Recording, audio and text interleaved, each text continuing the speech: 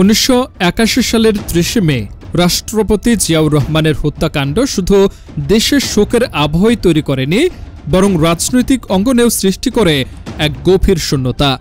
সেই সময় ঢাকা সেনানিবাসে 2 শিশু সন্তানকে নিয়ে সংকটের দিন পার করছিলেন তার স্ত্রী খালেদা জিয়া, যিনি তখন নিতান্তই একজন গৃহবধূ, রাজনীতির সঙ্গে যার কোনো প্রত্যক্ষ সংশ্লিষ্টতা ছিল না। বিএনপি সে সময় চরম নেতৃত্ব সংকটে ভুগছিল। দলের ভেতরে তীব্র কোন্দল, নেতৃত্বের দ্বন্দ্ব এবং সামরিক সরকারের চাপ সব মিলিয়ে রাজনৈতিক পরিস্থিতি ছিল অস্থির।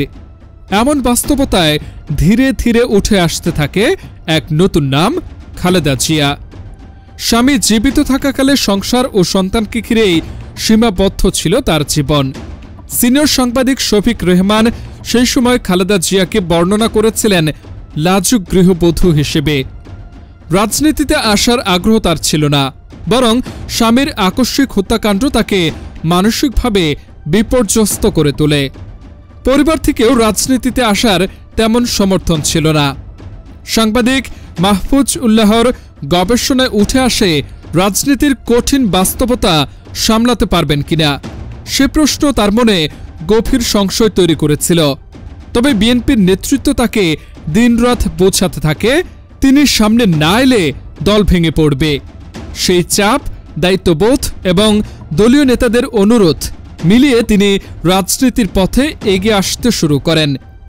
1982 সালের 3রা জানুয়ারি তিনি বিএনপির প্রাথমিক সদস্য হন। একই বছরের 7 নভেম্বর শহীদ জিয়াউর রহমানের সমাধিতে প্রথমবারের মতো প্রকাশ্যে বক্তব্য দেন। এটাই তার প্রত্যক্ষ রাজনৈতিক আত্মপ্রকাশ। এরপর ধীরে ধীরে তিনি রাষ্ট্রীয় অনুষ্ঠানগুলোতে উপস্থিত হতে শুরু করেন। 1982 সালে প্রথমে বিএনপির চেয়ারপারসন নির্বাচনের ঘোষণা এলে তিনি প্রার্থী হলেও পরে রাষ্ট্রপতি আব্দুস সাত্তারের অনুরোধে প্রার্থিতা প্রত্যাহার করেন। 24 মার্চ 1982 সালে জেনারেল এরশাদের সামরিক অভ্যুত্থানে সাত্তারের ক্ষমতাচ্যুতি ঘটে। এতে বিএনপির আনুষ্ঠানিক নেতৃত্ব থাকলেও বাস্তবিক নেতৃত্ব আসতে শুরু করে খালেদা জিয়ার হাতে। 1983 সালে তিনি দলের সিনিয়র ভাইস চেয়ারম্যান হন। অল্প সময়ের মধ্যে ভারপ্রাপ্ত চেয়ারম্যানের দায়িত্ব পান। 10 মে 1984 সালে আনুষ্ঠানিকভাবে বিএনপির চেয়ারপারসন হিসেবে নির্বাচিত হন। দলের ভেতরের একটি অংশ, সামরিক সরকার এবং গোয়েন্দা সংস্থা তার উত্থান চায়নি। তবুও তৃণমূল নেতাদের জোরালো সমর্থন তাকে নেতৃত্বে দৃঢ়ভাবে প্রতিষ্ঠা করে। জেনারেল এরশাদের সামরিক শাসনের বিরুদ্ধে আন্দোলনে খালেদা জিয়া দ্রুতই অন্যতম প্রধান মুখ হয়ে ওঠেন। বহুবার গ্রেফতার হলেও তিনি আন্দোলন থেকে সরে যাননি। বামপন্থী নেতারাও তাকে আন্দোলনের নেতৃত্ব গ্রহণে উৎসাহিত করেন। এরশাদের পতনের পর 1991 সালের নির্বাচনে বিএনপি একক সংখ্যাগরিষ্ঠতা পায়। মাত্র 10 বছরের রাজনৈতিক অগ্রযাত্রায় খালেদা জিয়া দেশের প্রথম নির্বাহী প্রধানমন্ত্রী হন।